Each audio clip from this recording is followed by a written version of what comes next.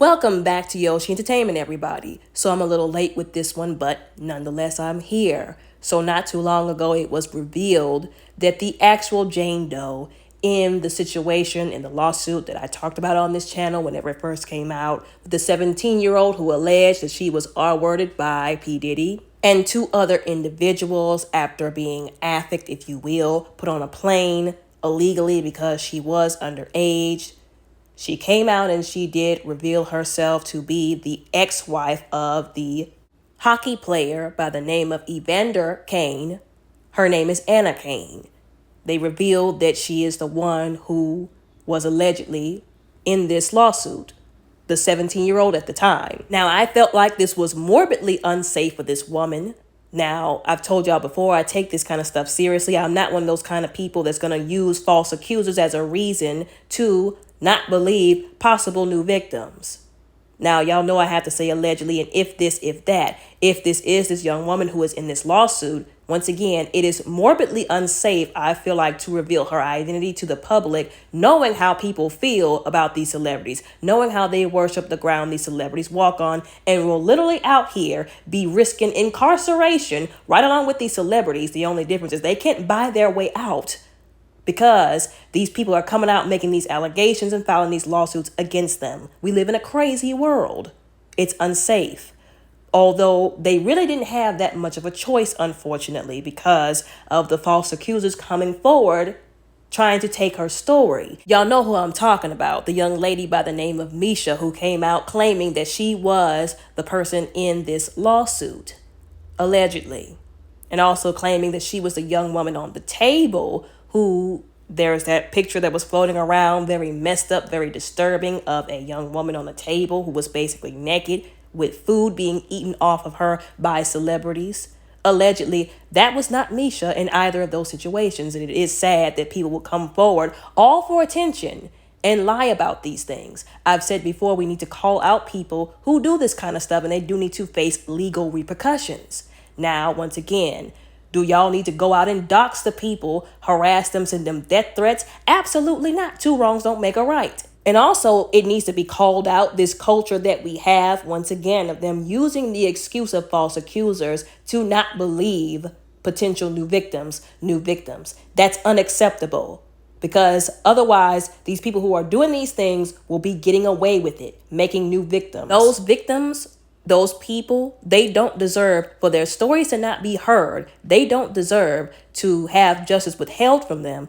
because of a handful of false accusers. That's wrong. And what it seems like to me is some of these people within the community, we're going to keep talking about this, they are so ready for people to be made out to be liars, whether they actually are or not, looking for any little inconsistency in their stories so they can label them liars and discredit further witnesses and victims. It's like they want these celebrities to get away with the stuff that they're doing. It's like they don't want people to be believed. They don't want the truth to prevail.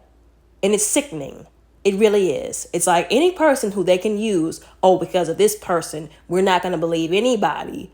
Meanwhile, these celebrities are doing all kind of stuff, crazy and demonic stuff to people. But they don't care. They'll just use that one person, those two people, those three people who lied and said, we're going to use them as the reasons why we don't believe further victims. Once again, it stinks of people who don't want to hear what's actually going on because they worship these celebrities so much. Clearly, our community lacks empathy, and they don't want the victims. Some people don't want the victims to actually get their justice, and for these celebrities that they worship, like I said, to face their consequences.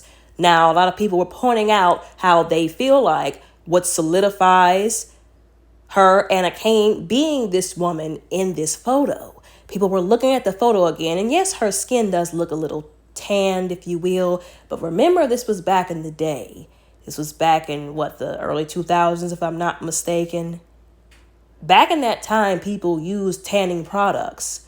Lighter skinned people, white people, they used tanning products, and the tint of the camera, if you will, where they were in, they didn't have maybe good lighting in the room. So maybe, that was playing a part in why she doesn't necessarily look white in some of these photos. Once again, it could have been the lighting in the room. at that time. Maybe the camera wasn't that good. But if you look here at this particular picture, right in the left-hand corner of the person who's holding it so that someone else can take a picture of that picture, those look like white fingers to me. I'm just saying. And somebody could be saying, oh, well, maybe that was just some other person, like a lawyer, a mother, a friend who held the picture. I'm not so sure. Now look at this one. This one is reflecting more of her skin tone, and she does look white in this picture. And look at the way her hand is. Look at her body type. If you look at the body type of Anna Kane, I'm not gonna lie, it's very similar. And if you look where I have circled here, her hair, because we can't see her face because it's blurred out, but that hair, that is definitely blonde hair.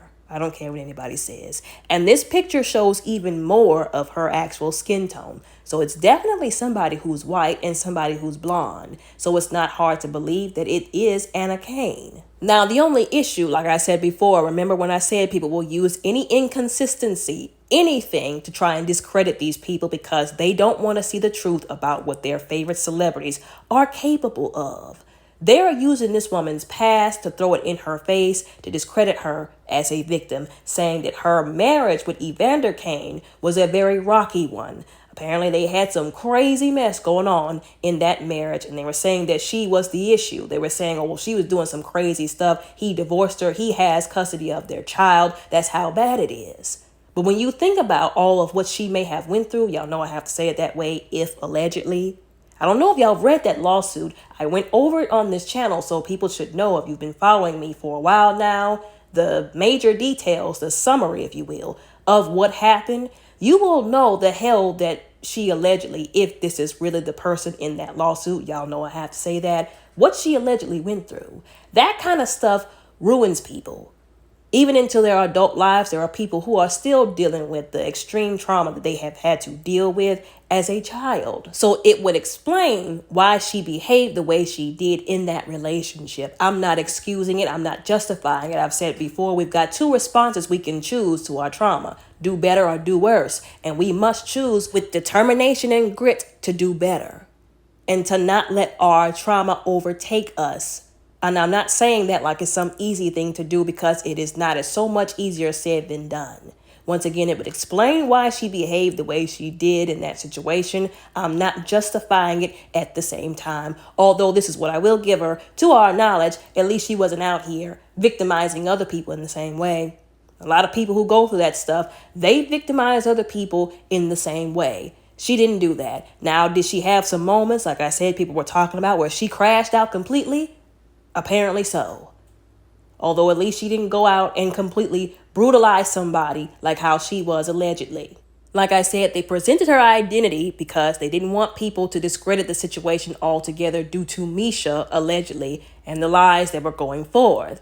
At the same time, I can see why now P. Devil Combs was talking about, oh, she has a public-facing identity. People will know who she is. Put her identity out there, because he wanted people to discredit her because they already know who she is and what she's been through, her situation, the things that she's done allegedly. That's why they wanted her identity out there. That's why he wanted her identity out there. So people would discredit her. And he was successful, unfortunately, for the most part, because people are out here discrediting her. Now, there are some people who are not doing that, who are saying, now she's still a victim. Yes, she did some stuff, but she's still a victim. Although his job, his aim was to discredit. And him and Jay-Z are doing a really good job at that, unfortunately. Especially when you have a community who's already ready to do it. Who's already ready to just believe whatever these celebrities are throwing in our faces. Y'all let me know what y'all think and how y'all feel about all of this down in the comments below respectfully. Don't forget to like and subscribe. Y'all all have a very blessed, beautiful, and safe day.